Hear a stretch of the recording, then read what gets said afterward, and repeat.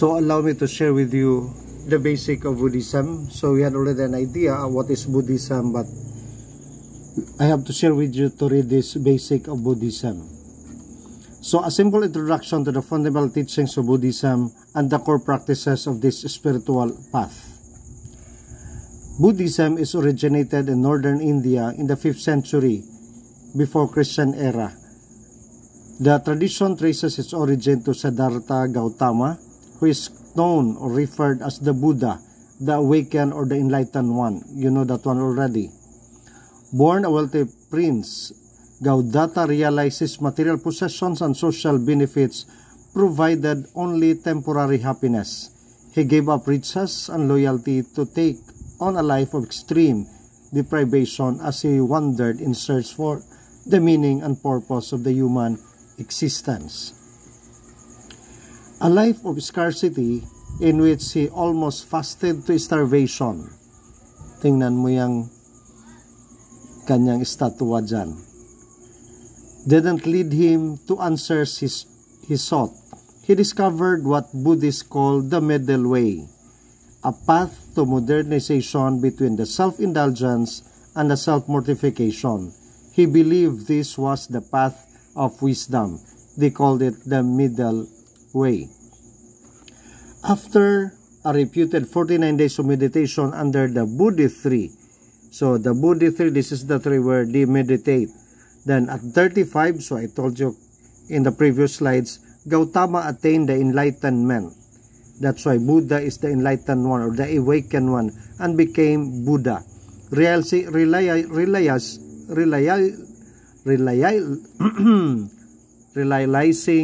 complete insight into the cause of suffering and the steps necessary to eliminate it, then anyone can become Buddha, but it's difficult path.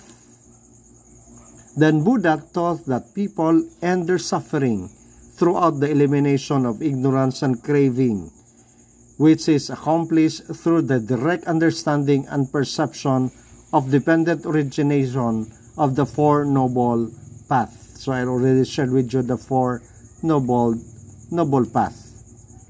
Then in his sermon, he outlined the Four Noble Path. Sinabi na natin ito. Suffering is characterized human existence.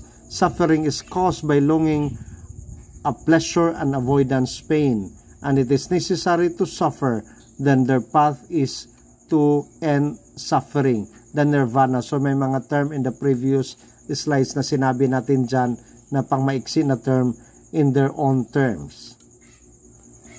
Then in addition, Buddha taught the Noble Eightfold Path, which is seen as set of guidelines for a moral behavior that lead its practitioners toward a self-awakening liberation.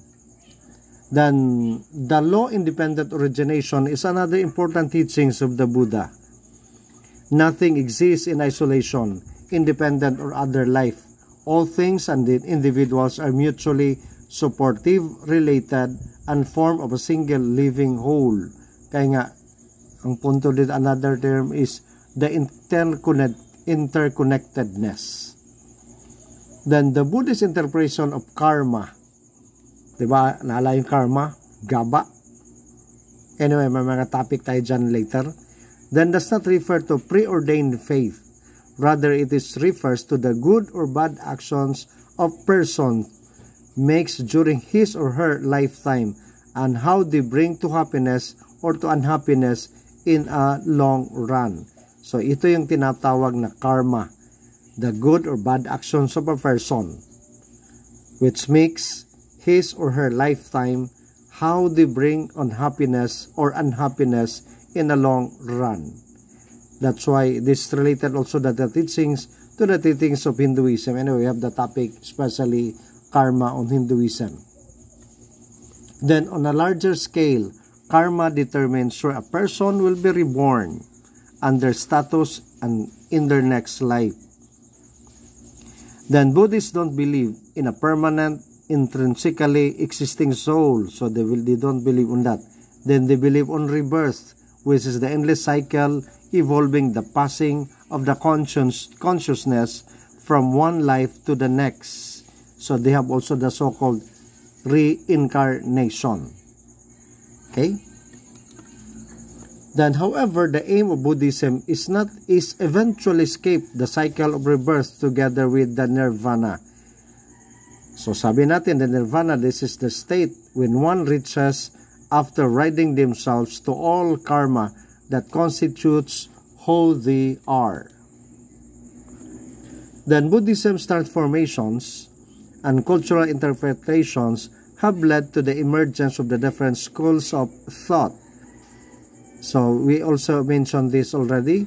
There are 4, but here there are 3 major sects, like the Mahayana, the great vehicle, the school of the elder or monks, the small vehicle, the Theravada, then the Vajrayana, the Tantric Buddhism, which is also parang the center of Mahayana and Theravada. The Tibetan Buddhism is, if you still remember. Then meditation is important in the early forms, all forms of Buddhism, and it derives directly from Buddha's experiences and teachings. It's the central focus of Zen Buddhism and the only way to liberation in Theravada Buddhism. That's why meditation is really very important when we talk this kind of religion, the Buddhism. Chanting helps Buddhists learn texts, focus the mind, and internalize key Buddhist ideas. Buddhism is a unique, that is, that it does not consider chanting to be a prayer. So, yun yung sa kanila. Then, that said, Buddhists do pray instead of praying for the Creator, as Buddhism does not recognize a God, not even Buddha. For them, Buddha is not a God. For them, Buddhists pray to cultivate loving kindness and strengthen their desire to see beings flourish and be free from suffering. So once again, if you'll be asked, what's the cause of suffering? In the previous slide, previous topic, of course, the desire. So do not forget that. Then Buddhists pay respect to images of the Buddha, but not during worship or to ask for favors. A statue of Buddha with hands rested gently in his lap and a compassionate smile reminds them to strive to develop peace and love within themselves. Okay, that's for them.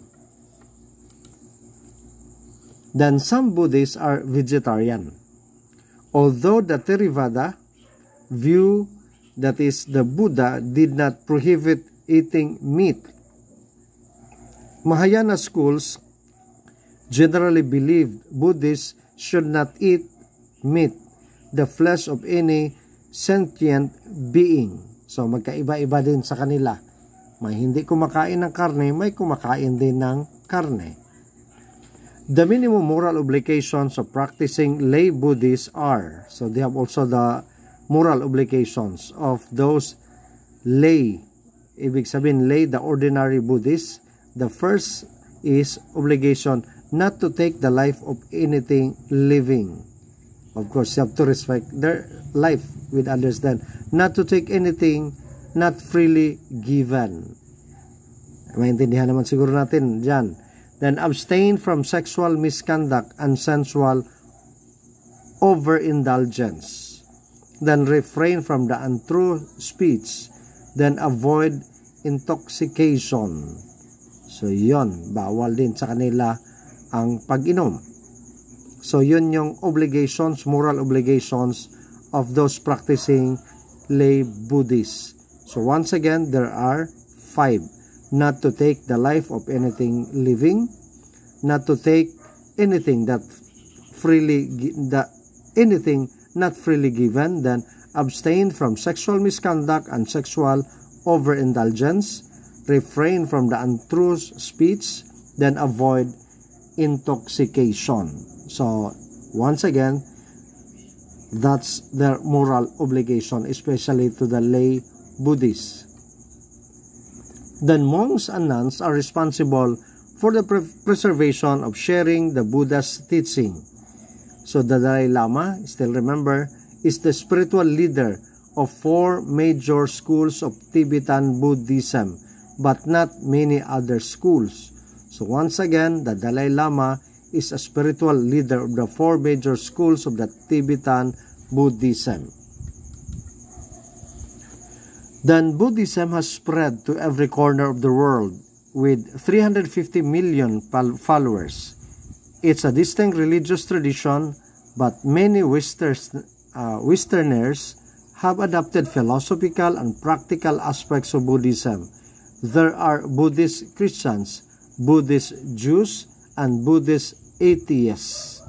So meron ding mga ganon, just adopting the philosophical and practical aspects of Buddhism. Okay? So thank you very much. That's an addition of our topic on Buddhism. God bless.